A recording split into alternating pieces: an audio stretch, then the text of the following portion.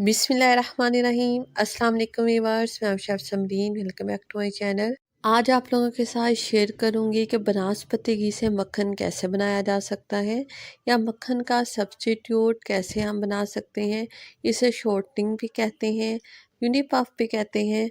जी friends, इससे आप बहुत सारी रेसिपीज़ बना सकते हैं, केक, बिस्किट्स, पैटीज़ वगैरह।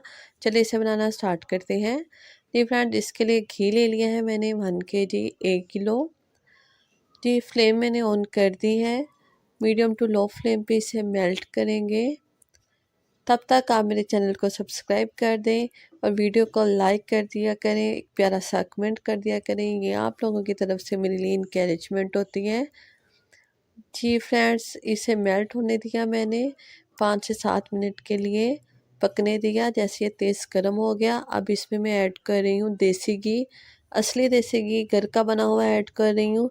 आप चाहें तो बटर एसेंस वगैरह भी ऐड कर सकती हैं, लेकिन मैं एसेंस को इतना प्रेफर नहीं करती, इसलिए मैं देसी घी का इस्तेमाल कर रही हूँ।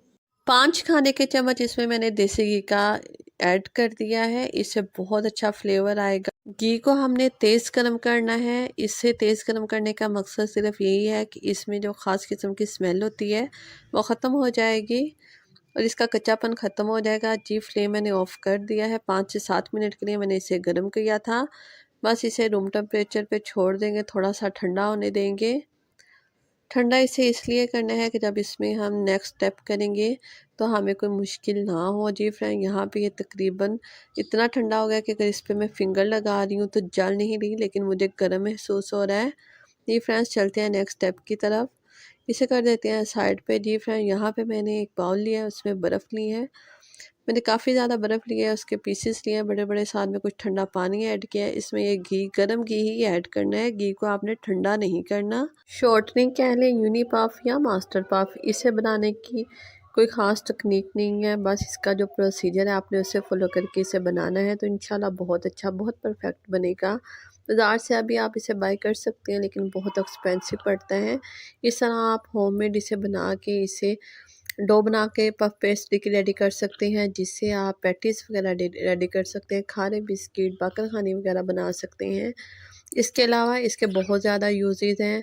आप जिस जगह पे मक्खन का इस्तेमाल होता है वहाँ पे इस रेसिपी को, इस शॉर्टनिंग को या यूनी पफ को आप इस्तेमाल कर सकते हैं। यहाँ पे मुझे पानी थोड़ा सा कम लग रहा था, इसलिए मैंने थोड़ा सा मज़ीद ऐड कर दिया है, इसमें तकरीबन 1 से 2 गिलास। बस जो बड़े-बड़े पीसेज़ हैं उसे थोड़ा सा हाथों की मदद से मैं तोड़ लूँगी और छोटे-छोटे पीसेज़ में कन्वर्ट कर लूँगी। करने के बाद बस इसे मैं रख दूँगी ओवरनाइट के लिए, या आप इसे 4 से 6 घंटे के लिए ज़रूर रखिएगा, क्योंकि इसका एक ख़ास प्रोसेस है जो होना होता है। जी, इसे मैंने रखा था ओवरनाइट के लिए। इसके बाद ये कुछ इस तरह से हो चुका है। बस इसका जो पानी है उसे हम स्ट्रेन कर लेंगे और जो यूनी पफ है या मक्खन है उसको हमने हाथों की मदद से दबा दबा के अच्छी तरह सेपरेट कर लेना है। इसका जितना भी एक्स्ट्रा पानी है वो निकालना बहुत ज़रूरी है, नहीं तो ये ख़राब हो सकता है। जब भी आप इससे कोई भी रेसिपी बनाएंगे, केक या कुकीज़ वगैरह, तो ख़राब होने के चांसेस होते हैं। जी फ्रेंड्स, आपने इसे तोड़ मरोड़ के जैसे भी चाहे आपने बस इसका एक्स्ट्रा मॉइस्चर सारा आपने निकाल लेना है। थोड़ी सी मेहनत है, लेकिन बहुत अच्छे रिज़ल्ट्स आएंगे। बहुत आपके काम की ये चीज़ बन के रेडी हो जाएगी। मैंने 1 kg से इसलिए बनाया है कि आप इसे स्टोर भी कर सकते हैं इजीली 2 से 3 माह के लिए, काउंटर पे ही छोड़ के, बिना फ्रिज में रखे हुए। ये फ्रेंड्स, ये हमारा जितना भी यूनी पफ है, शॉर्टनिंग है, मैंने इसे स्क्वीज़ कर लिया है। वापस से मैंने उसी बॉल में ऐड कर लिया। ऐड करने के बाद फिर से एक मरतबा इसे मैं हाथों की मदद से अच्छी तरह तोड़ लूँगी, मेल्ट कर लूँगी। हाथों में हीट होती है, इसे हमने थोड़ा सा सॉफ्ट करना है।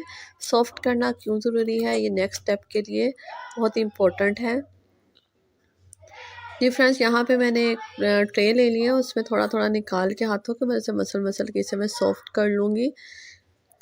गर्मियों का मौसम है तो इसे आपको सॉफ्ट करने की ज़रूरत नहीं, क्योंकि ऑलरेडी ही सॉफ्ट होगा, क्योंकि थोड़ा सा मौसम ठंडा हो चुका है, इसलिए थोड़ा सा हार्ड था और इसे हमने बर्फ़ वाले पानी में भी रखा था। थोड़ा सा अब इसे रूम टेम्परेचर पे आने दीजिएगा और ऐसे हथेलियों की मदद से मसल मसल के इसे सॉफ्ट कर लिया। यहाँ पे इलेक्ट्रिक बीटर लिया है। सेकंड ऑप्शन आपके पास हैंड विस्कर का है। हैंड बीटर से भी आप इसे कर सकते हैं, लेकिन थोड़ा सा टाइम ज़्यादा लगेगा, 20 से 25 मिनट लगेंगे। लेकिन इलेक्ट्रिक बीटर से आप इसे 10 मिनट में बना के रेडी कर सकते हैं। या आपने इसे बिल्कुल लो स्पीड पे बीट करना स्टार्ट करना है।